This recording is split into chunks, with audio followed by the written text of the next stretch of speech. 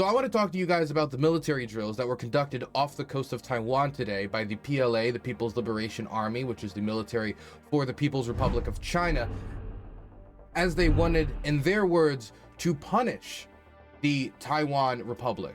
As in, and when I say that, I'm not saying like, oh, this is like rhetorically punishing, or it is implicitly assumed by those receiving the other end of the military drills that it's considered a punishment for recent elections in Taiwan when a generally more pro-independence President Wei was recently elected, representing the Democratic People's, not the Democratic People's Party. What was it? Is it the I think it is the Democratic People's Party, the DPP. They out and came and said it. This is a punishment. This is a punishment for Taiwan for electing the wrong person. Let me show you state TV representatives reading the statement from the Chinese military. 5月23日7时45分开始，中国人民解放军东部战区为台湾海峡、台岛北部、南部、东部及金门岛、马祖岛、乌丘与东引岛周边开展联合演训。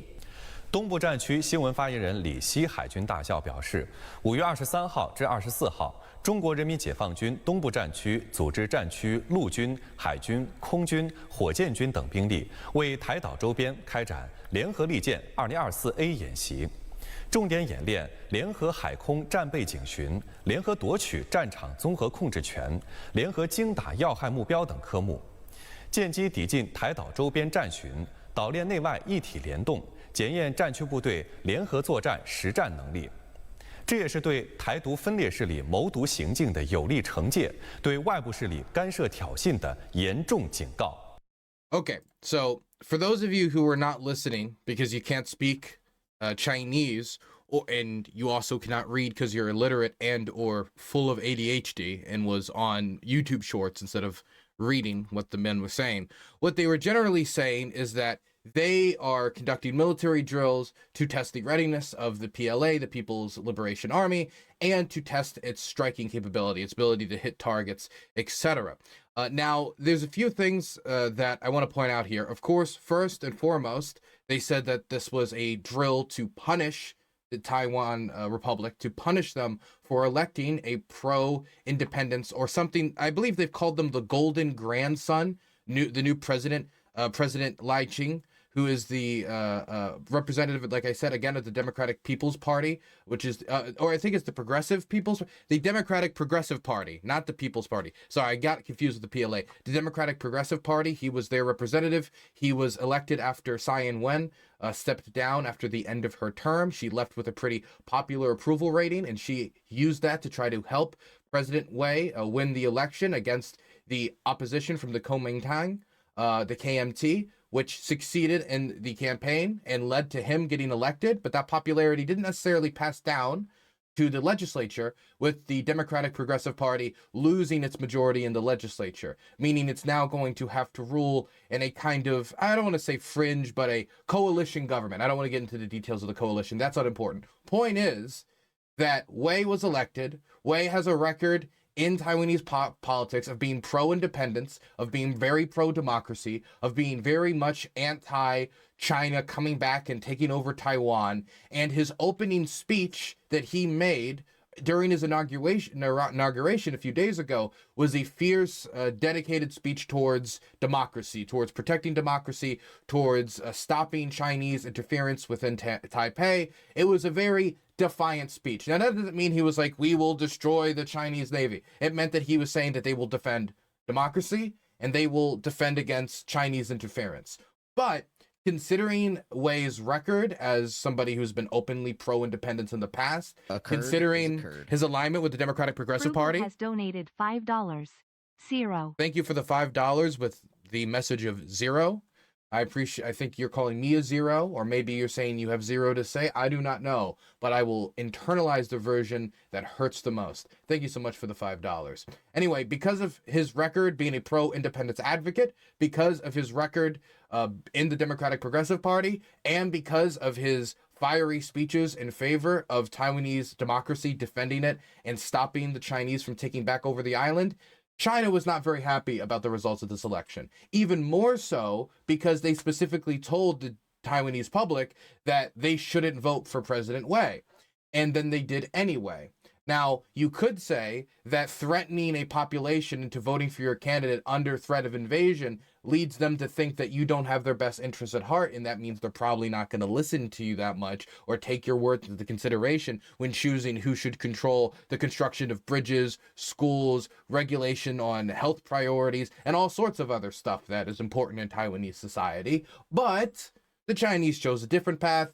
They tried to pressure the Taiwanese public. It didn't work. And so here in this military drill is China's punishment to let the Taiwanese know that they have military power, let the Taiwanese government know that they have military strength, that they can challenge them, and to let the United States know that the Chinese are very much willing to use their force in order to surround and encircle Taiwan, which would cut off shipments from the United States from reinforcing them, or the development of any American ground troop deployments, etc., or any ability for Taiwan to resupply. Now, the reason I'm sticking on the resupply section right here in the American section right here is because if you look where this drill was happening, you can see, in comparison to the August drills of 2022 after the Nancy Pelosi visit, that it's much closer to Taiwan's east coast. If you see on the in this picture, the yellowish green bubbles are the May drills that just happened.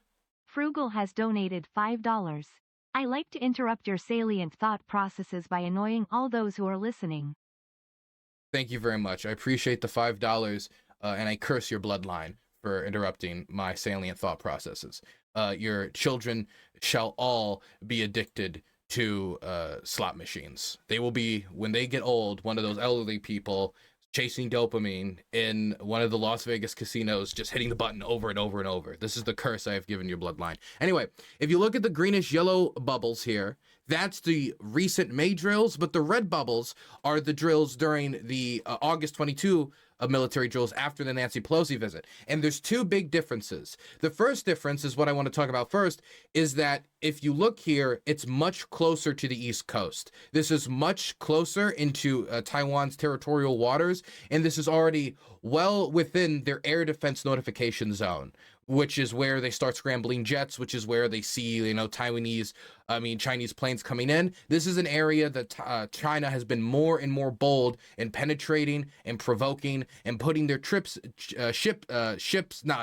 their planes in. And anytime they're questioned, they say, well, we own Taiwan, so it is what it is, which of course is something that the Taiwanese disagree with, but don't tell Beijing that.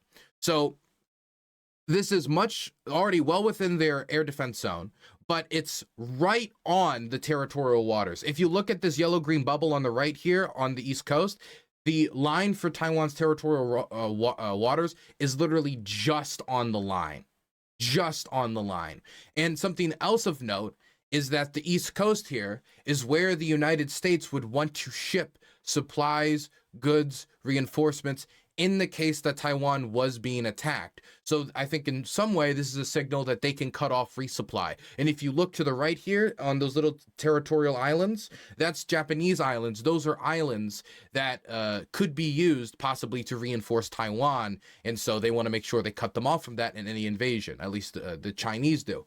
But also, this is a much, on the east coast of Taiwan is a lot of mountainous terrain, and a lot of Taiwanese air bases are actually pushed into the mountains in this mountainous terrain, making that a strategically important location that the Chinese would almost certainly want to disable during any invasion, because if they can take out the Taiwanese Air Force, then they can establish air dominance over Taiwan, which is what the Russians failed to do over Ukraine, which is part of one of many reasons that the Russians have ran into so many problems in Ukraine. So that would be a lesson that I imagine the Chinese would want to learn and want to capitalize on, trying to disable the Taiwanese Air Force before they do any landings or fighting seriously goes underway. Now, of course, the Taiwanese main goal in putting their bases in places like mountains and other locations is to avoid that very scenario. So it's a game of cat and mouse, and the Chinese clearly signaling that the cat is very close to the mouse hole.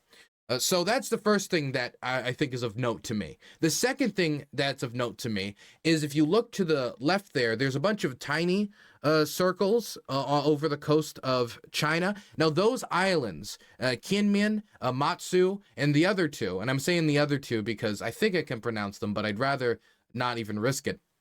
These different islands are technically controlled by Taiwan, but China, of course, disagrees with that technicality of what is currently reality.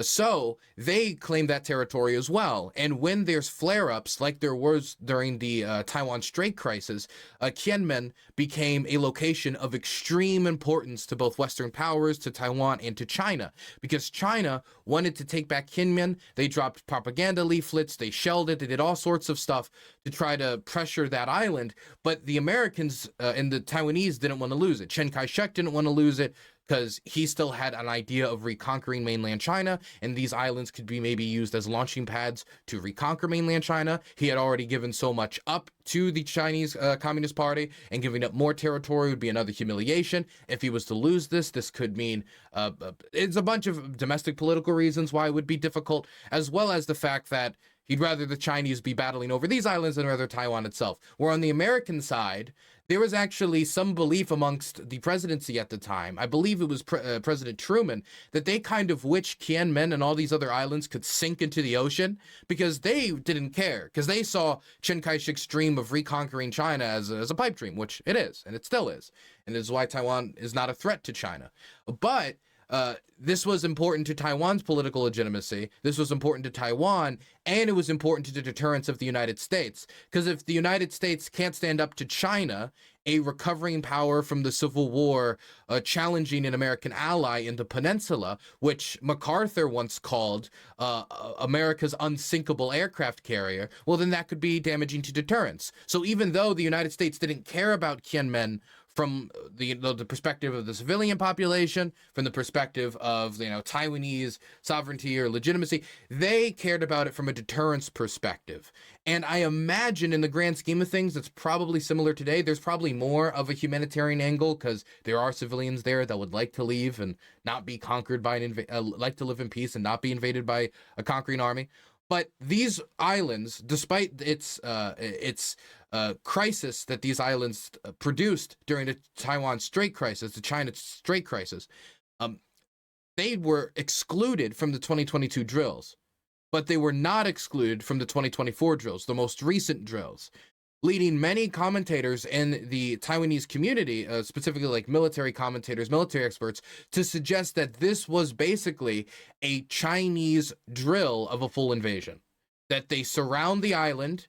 They take these islands right on the coast, surround the big island, the mainland island of Taiwan, and then after cutting off Western support through the East Coast and likely targeting the country in a giant bombing raids and targeting air defense, air bases, etc., which they did say that this was also them practicing their targeting capability of targeting targets. So what would that mean? Probably a supporting American Navy, probably the Taiwanese Coast Guard, and likely inland targets. But of course, this is speculation. The Chinese are not going to tell us. But those are the two big differences between the August 2022 drills and the May 2024 drills, is the escalation when it comes to how close they are to the east coast of Taiwan and the signaling of trying to cut off Western support, and the drills also being around islands like Matsu, Kinmen, and other ones along the Chinese coast. So those are two significant differences that shows an escalation in the drills that are being done around Taiwan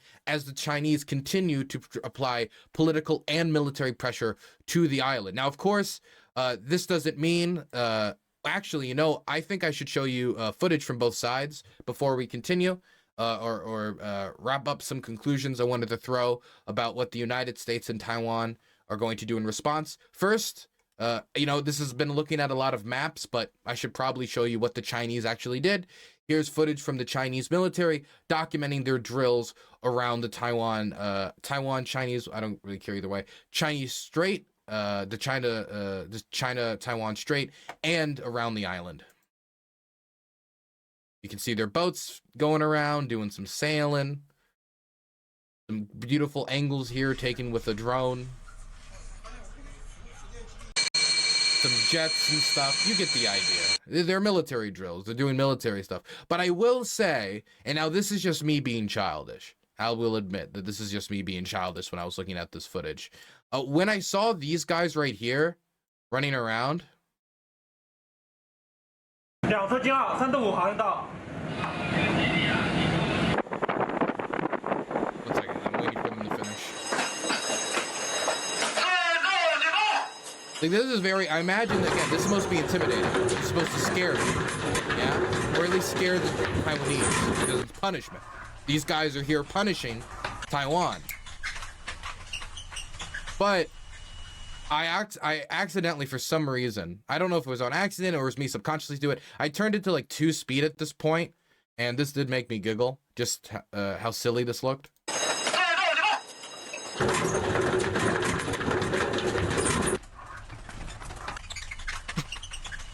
Sorry, that just man, they heard that their girlfriend's parents weren't home, and they all had to skedaddle quick. They all had to skedaddle quick.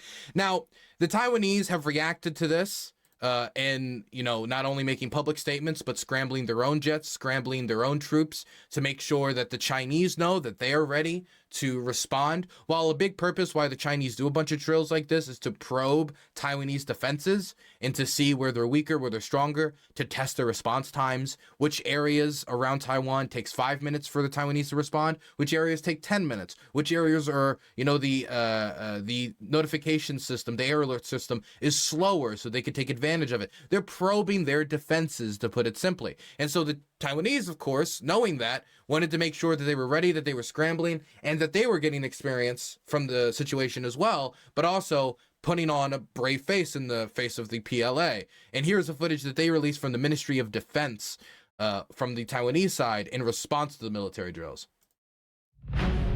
Protectors of freedom and democracy champion our nation's sovereignty in the face of irrational provocation from PLA Eastern Theater, which jeopardizes regional peace and stability. The MND, which is their defense forces, has dispatched our aerial, naval, and land assets to uphold freedom and democracy with action and defend the sovereignty of the Republic of China. They call Taiwan the Republic of China because it was originally formed by a breakaway government from the Chiang Kai-shek government that eventually reformed into a democracy after a large-scale protest movement pressured the government into reform. And so they still claim the moniker of the Republic of China. Even though now the young people and a lot of Taiwanese now really more take on the identity of Taiwanese than necessarily like Chinese, even though it's a complicated legacy. This is all a separate topic, but continuing. In the face of PLA pressure, our service members stand vigilant. We are prepared, we seek no conflicts, but we will not shy away to ensure our nation's safety and protect our beautiful homeland.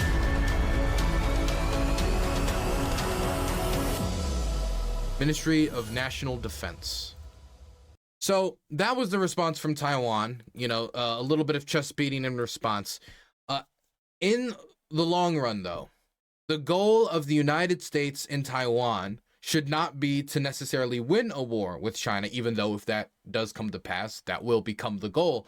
The goal should be to make China question whether they can win a war and heavily doubt whether they can win a war. And while certain war game scenarios by different institutes, which all of course have restrictions and is very different from the real thing, have seemed to indicate that with American support and crucially, which has been important for all these wargaming scenarios, access to Japanese air bases and the Taiwanese putting their force behind defending themselves, that it is possible to blunt and then destroy a Chinese invasion of Taiwan. Now, no matter what, though, even if we can win that engagement, it would come at a huge humanitarian loss, as Taiwan is, if you exclude the mountainous regions, one of the most dense, urbanly dense countries in the world, and any mass bombing campaign would almost certainly come with not only grave toll for the armed forces of both countries, because, you know, nobody wants to see anyone die, but also for the civilian population. It would mean immense damage to Taiwanese civilian infrastructure.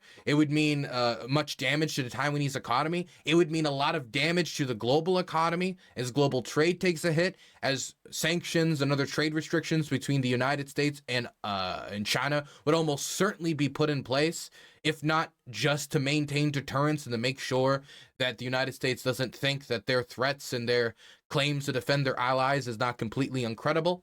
And then the Chinese would have to respond in kind, of course. It would mean immense damage to world economic stability, immense damage to the people of Taiwan, immense damage to the Chinese army, immense damage to the United States military, and it would mean immense damage to the human life and prosperity of all of those in the Pacific. And this, of course, would mean possible escalation and regional spillover for other countries in the Pacific as the United States tries to scramble to get other allies like Japan, Australia, and others in the region to support the United States defense of Taiwan and challenging of Chinese claims over the island and claims over much of the South China Sea. Frugal has donated $5. What estimate would you put on a China-Taiwan war in the next 5 years? I mean, I would still put the estimate as low, the likelihood of a war breaking out, while the estimate that usually gets thrown around is they want to invade by 2027. These are like broad, there's not a deadline, like by this day we will invade. And if they did have a deadline like that, that'd be pretty ridiculous, because if they're not ready to invade, does that mean they invade then fail because they just set a deadline and they weren't ready? That wouldn't make much sense, either for the Chinese military, from like what it would mean for Xi's political career.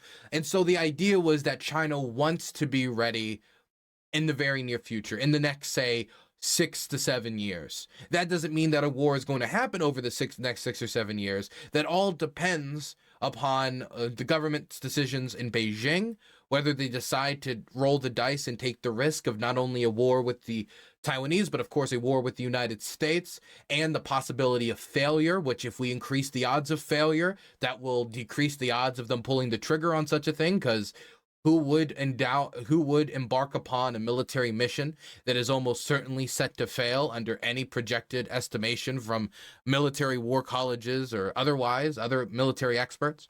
And so that's probably going to mean more American military aid to Taiwan. That's almost certainly going to mean more arms sales to Taiwan, which the Taiwanese and the United States do have concerns about, because the United States has to sell weapons to Ukraine. The United States, or at least the Biden administration, believes it should be supplying Israel with different types of weapons to continue its war with Hamas, which has now been going on for like 6-7 months and doesn't have an immediate end in sight. Some people say the offensive into Rafah, but we've seen Hamas infiltrating into northern Gaza after the Israeli military didn't have enough reservists to go around to properly occupy that territory. So, you know, the United States production, while it's starting to pick up, there is a backlog when it comes to F-16s. There is a backlog when it comes to other sorts of weapon systems for Taiwan. And so there's going to be a question of how quickly can American defense companies catch up and start fulfilling that backlog? How quickly can the United States position its support for Taiwan, and whether the United States can change the political dynamics to maybe not make it 100% so if China invades Taiwan, we will be at war with China, but make it so that the Chinese think that there's either a high likelihood or much more than a non-0% chance that the United States will intervene. And if that risk is too much for them to bear, that could deter a war. And I do think Biden is trying to make some adjustments, at least openly, when it comes to public diplomacy, to indicate that to the Chinese. The greatest example I would point to is that he keeps slipping up on his words. Now, many people could say Biden slipping up on his words. That's nothing new. Did you know that the man is old? And yes, Biden does in fact have many wrinkles on his forehead, on his arms, on every inch of his body. But when he is asked, will the United States defend Taiwan, by journalists, and then President Biden responds, yes. Then the White House comes out and walks it back after angry response from China. Then he's asked again, will the United States, by a different journalist, he's asked this, will the United States come out and defend Taiwan if it is attacked? And what would you know it? President Biden comes out again and says, yes, they would. And again, the White House reels it back. And then it happens a third time. Now, maybe once you could explain it away as a gaffe. Maybe twice, it's less likely. But 3 times, I think, personally, now you could say this is speculation, because it is, that this gaffe could be Biden trying to indicate, while also not breaking the two China status quo, indicate through his public statements, while letting the White House clean up the mess afterwards, that maybe the United States would be a lot more ready to support Taiwan militarily in the event that China invades, or at least that's Biden's position, maybe not the United States open official position. You know, have you ever heard public position and private position? To me, it feels like Biden is trying to signal more towards his private position that is not shared as much with the outside public, even though he's now starting to throw that out a few times. I will say that this could still just be misjudged, and since it's not being implicitly stated that this is what he's saying, that there's always the fear of miscommunication, if this is the intention, and of course, this is all speculation, but it's hard for me to see this repeated behavior again and again and again, and not try to take something from it. And this is something that President Biden could do to diplomatically signal support to the Taiwanese, while also not breaking the status quo that as of the Taiwan Strait crisis 60, 70, 80 years ago, I forget how long it was now, has kept relative peace over the Taiwan Strait.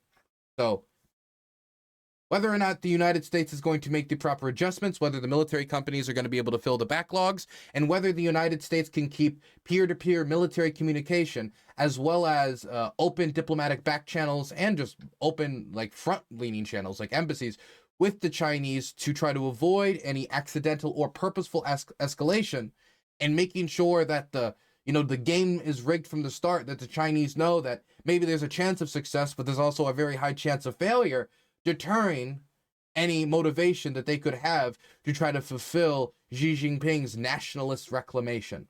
Whether that seems to be the path currently that the American government is following, whether it can carry that path out, especially as it tries to coordinate alliances with others in the region to help better power balance against the Chinese, still has yet to be seen. But the Biden administration is clearly walking down that path as of right now. Anyway, there you go. There's my analysis on the military drills. I hope you enjoyed. Nixon stepped in and became China's best friend. Different geopolitical goals. Soviet Union was still around. They certainly wanted to box in the Soviets. Dylan, you're wrong. Well, you sure took me down. You knocked me down a peg, didn't you? You sure did.